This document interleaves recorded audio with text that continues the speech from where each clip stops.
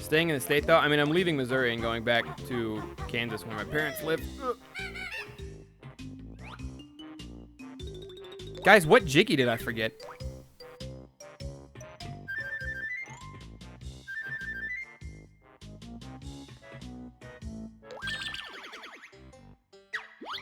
Ruh-roh, brother. Toasty, cut this out until I know what I'm doing again.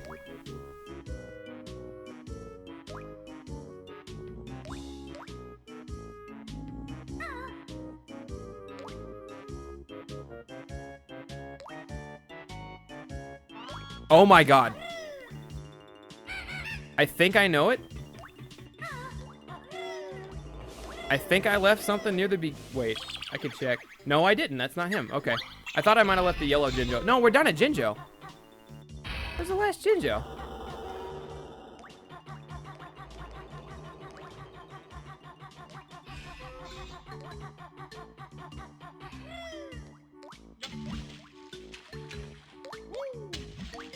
Not one of the under. He's not like an under. Oh, duh. Okay, never mind. All good. All good. All good. Old T-Shot remembered. Old T-Shot remembered. Old T-Shot never misses a damn thing. We haven't been in these pipes yet. Old T-Shot never misses a damn thing. This little guy is tucked away right over here.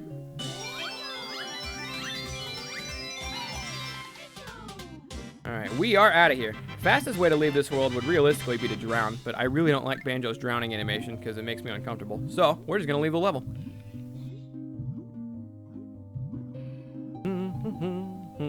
Ba-ba-da-dum, my balls.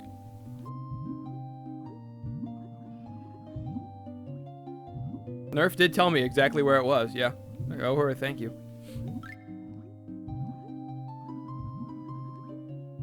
Okay, Mystic Shinobi, what you typed was Gingo, and I don't know what that is.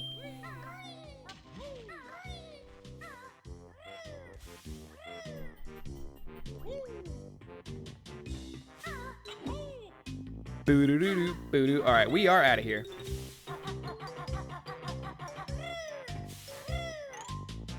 The real question is, what's the timer like left on my food? 25 minutes, we can do another level. Speaking of other levels, remember when we opened this thing? We were actually opening this for the next world.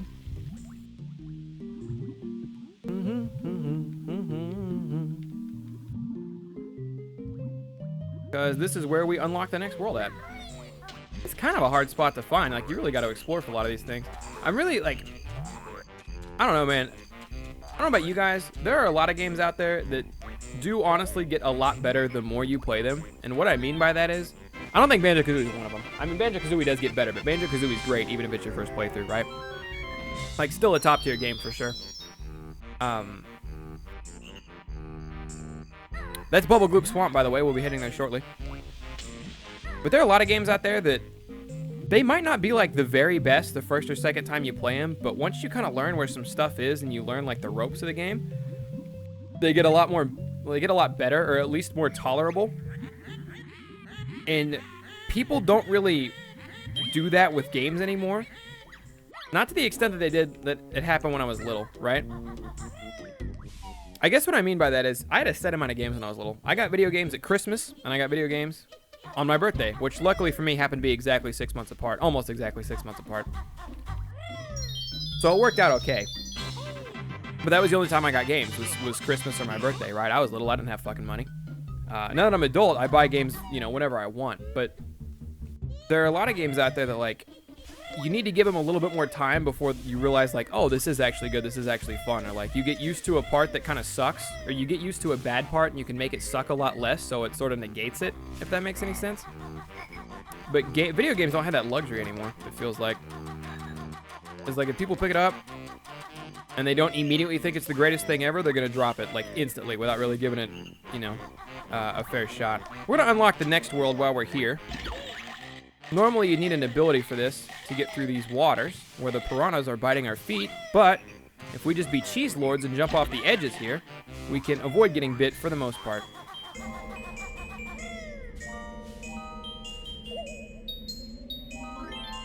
So we're right next to Bubble Gloop. We're going to open up the world after Bubble Gloop 2, Free Zizzy Peak, for 2 reasons. Number 1, we're here, why not? Number 2, we already have enough Jiggies. Since we've been collecting every Jiggy in every world, we still have 10 Jiggies left if we need them.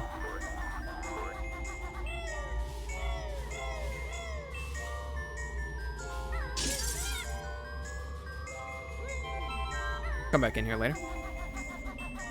I don't drop a game until at least the end game. No, don't get me wrong. I drop games if they're bad, like if the games aren't fun.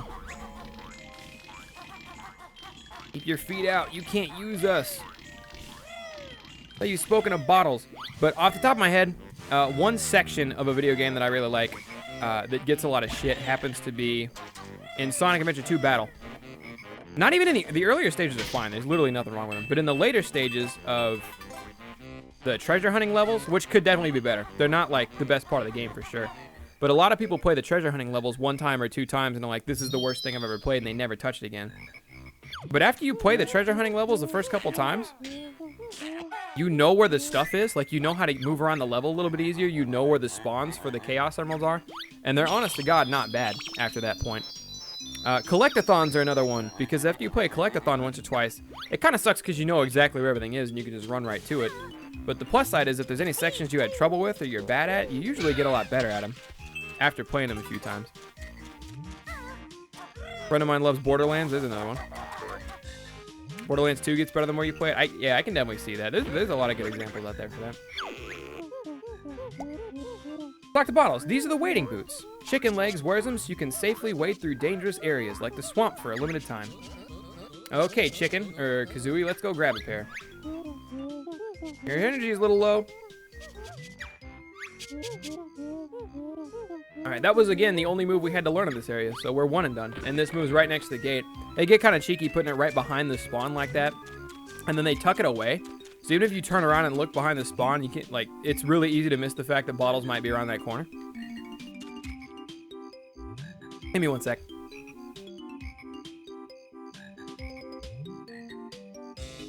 Y'all remember earlier this year when kids were eating Tide Pods? Now it's later in the year and all those kids died. 2018 is a real classic. Anyways. Moving on. This is Bubble Gloop Swamp. This level is fun. Yeah, not my favorite, not my least favorite. The wading boot power-up we just got is actually probably one of my least favorite. The wading boot power-up is kind of shitty. I thought there was something important up here. I was wrong.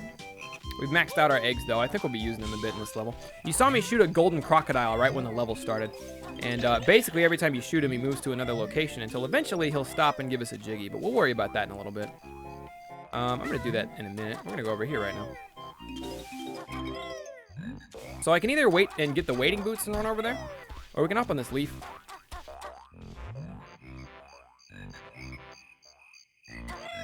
The wading boots would be nice for these notes.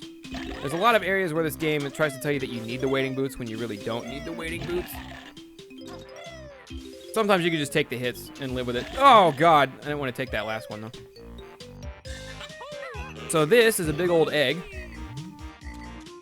As you can see, we can't hatch it. You don't learn how to hatch eggs until the second game in Banjo-Tooie, but we can keep breaking it over and over again because that's what the mother would want. Ah! Oh my God, get up there. And Jiggy.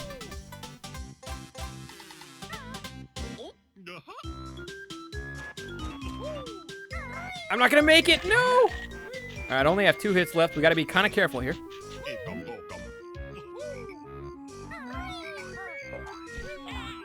Oh no. Oh no. Oh no! Oh no, brother! Our first fatality! What's wrong, Banjo? Is it too tough? Let me know when you've had enough. Kazooie dies with her eyes open. It's really creepy. So, this gives me a good opportunity to talk about the difference between the Nintendo 64 version and the Xbox 360 version. The Xbox 360 version, they actually make it a little bit easier on you. So, funny story with the N64 version, the original version of the game. Let's say you picked up 20 notes in a world in the Nintendo 64 version. You collected 20 notes, and this only worked with notes. Jiggies you kept, everything else you kept, empty honeycomb pieces, all that. But for notes specifically, if you entered a world and you found 20 notes and then you died or you left the world, then what would happen is... Sorry, the crocodile not being there threw me off. I'll explain that later. What would happen is that your note count would reset. So when you came back in the world, you would have 0 notes. It would keep that 20 was your high note score, and that would be how many you still had. But if you died with 20 notes, and then you came back into the world, you wanted to get 100, you had to recollect those same 20 notes, and then collect all the other notes that you were looking for if you wanted to go that route. I actually missed the crocodile, went back since I died. Crocodile did reset to the beginning. Anyways, in the Xbox 360 version, the notes don't reset. So if you collect 20 notes and you die or you leave the world and come back, when you come back into the world, you'll still have those 20 notes collected, which is honestly a way better system, and it's a lot more forgiving too. Because, man, let me tell you, if you're going for 100%, nothing sucks more than getting 98 or 99 notes collected in a world and then dying. Or forgetting that you're 1 or 2 notes short and then leaving the world. So if you want to come back and you want to pick up those last 2 notes for the 100, you'd have to collect all 100 notes. You have to collect all 98 and then the 2 you were missing. You couldn't just grab the 2 you were missing. So, it ended up working out a lot better. Alright, remember those gold feathers we were supposed to use in the last level and didn't? Well, they work out really well here, because there's a bunch of golden frogs that like to attack you. And I could jump into them and peck them. It'd be really easy to beat them that way, but it's a lot faster to just stand here and let them hop on you with the gold feathers out. You're too tough for us, Fiblets. Take this. And now, since we probably are going to be taking a few hits from walking through the swamp waters because I'm too impatient to wait for wading boots, we have a place where a bunch of health is, so we can always come back here and get more. Anyway, normally, if you don't die like an idiot, like I did, you hit that crocodile in the beginning, and then you hit that crocodile, or you see where the crocodiles move to, and I'm going to hit it again right over it. Fuck! Right over here. Normally, I'd hit him when I hit that puzzle piece. That's why you saw me lose my train of thought when I was running up here doing this section earlier, is because the crocodile was supposed to be here, and it didn't register to me yet that he wasn't here because I had died, and he reset. That part fucked with me a little bit, but anyways, now we get to continue on. Business as usual. Where do I want to go? This way. I'm going to go this way. Whoa, buddy. Freaking out a little bit there. Spring pad, and now we have a bunch of huts. Giving us spring pads to climb up more huts. You can actually cheese that one, which I did. Because there's just another spring pad in that hut, so you don't really need to break it off if you just use it to jump up there. There's no point in using the, you don't need a spring pad if you can just make the jump using the hut, right? Collect these notes. We hit the Grunny switch, which I think broke off a witch's hat. I wasn't really paying attention for it. Later, Shy. Have a good night, man.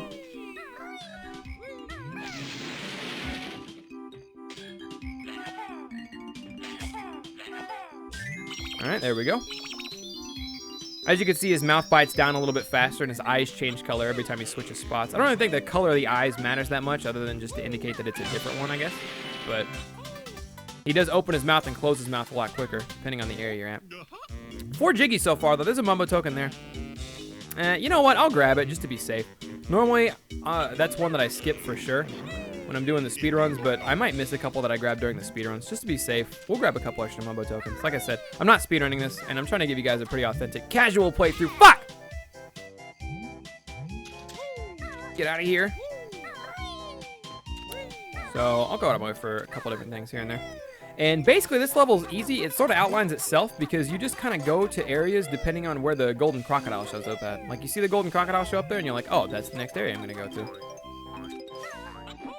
Just being reminded that this particular world has one spot that's going to be extra difficult, but hopefully I'll be able to pull it off for you guys. It's not a speed run, so if I mess it up a time or two, it's not really a big deal. It just wastes a little bit of time. But yeah, we kind of follow the golden croc around, and then we die. We don't die. Collect everything in the area that the golden crocodile was in while we're over there. Makes everything pretty simple.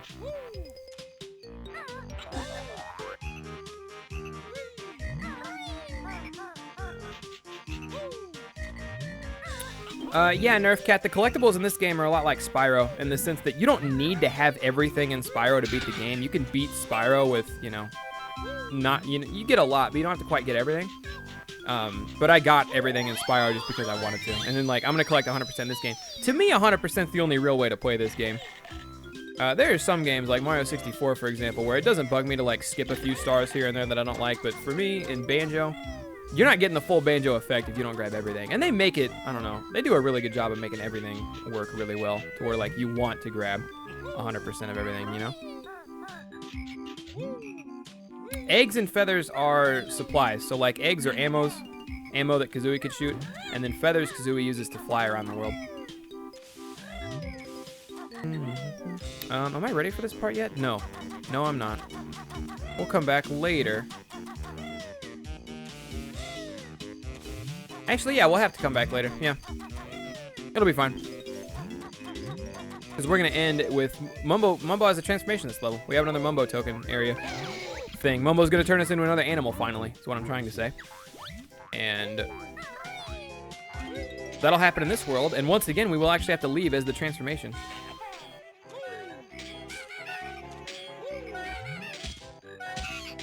I believe this is the last one. There it is. I jumped too far. I tried to get the Banjo to do the dance. Tried to get Banjo to do the dance while we were still kind of in the cutscene, but I jumped over it too far. Alright. Grab that Jinjo. We only have one Jinjo left now. Grab these because I was low on health. That honeycomb showing up the right time. Honeycomb hive showing up the right time. I'm trying to keep an eye on my food here. My timer will be done in 11 minutes, and man, am I hungry. I don't think we can finish this level in 10 minutes. Not with the section we have coming up, but should be pretty darn close. His name is Tank Tubs. Tank Top is warm at last. Perhaps you'd like this. I missed the dialogue option with Tank Top. I forgot to run up in front of his mouth beforehand, but this is a big-ass turtle. And basically what he was saying is that his feet were so cold, he couldn't even bring them back into his body. He wanted to bring his legs back into his body. They were so cold, he couldn't move them. So by beating the shit out of them with our head and headbutting them, or, you know, beak barging them, as it were, he brought his legs back in out of pain, I guess. And now we have a whole new section. These are yep, notes over here.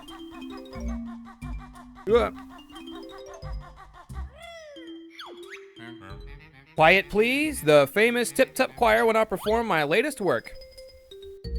All right, pink, purple, red. Easy enough.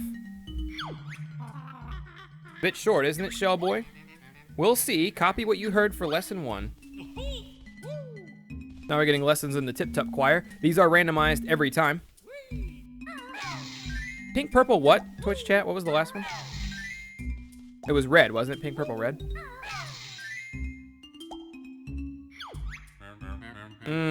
Not too bad. Try lesson 2.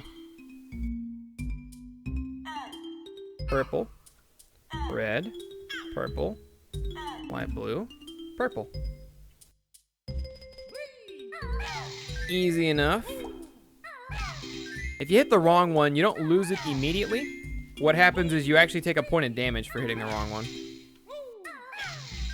However, if you ever forget it, you can run back up to him and he'll have him recite it for you a second time. Splendid. Oh, now we're doing the third one. I didn't mean to skip the dialogue there. I'm on its head. Purple, light blue, pink, white, blue, yellow, pink, purple. Easy enough. By easy enough, I mean purple's the start one, not the pink one, you idiot. I was just making sure Twitch chat was still paying attention. Why does it lag so bad in here? Just making sure Twitch chat was paying attention is all. Because old T-Shot's got a memory like a shark. Like a shark with an unbelievably good memory. Yellow, I think. Like a shark with an unbelievably good memory. Fucking ground. Hurt the turtle. We literally just beat the shit out of these turtles. Magnificent. A true masterpiece. Here, take this trinket I found earlier.